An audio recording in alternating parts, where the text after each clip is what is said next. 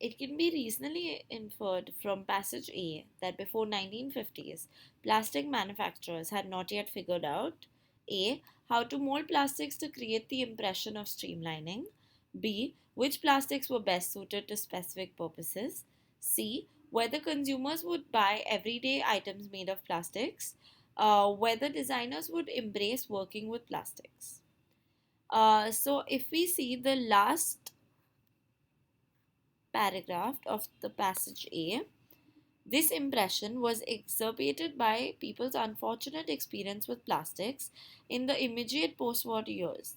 There were plastic plates that melted in hot water, plastic toys that cracked on Christmas morning, plastic raincoats that grew clammy and fell apart in the rain.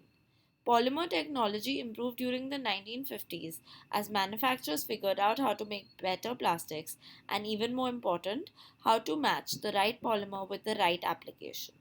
But the damage to plastic's reputation had already been done. Okay, so from this passage, we see that plastic plates would melt and toys would crack, plastic raincoats would grow clammy and fall apart, which evidently means that they were not using the right kind of plastic for the right things. During 1950s, they figured out how to make better plastics and how to match the right polymer with the right application.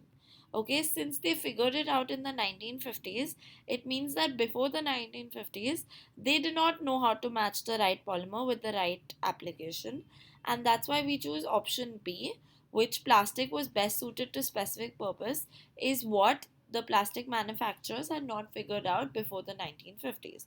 So, option B.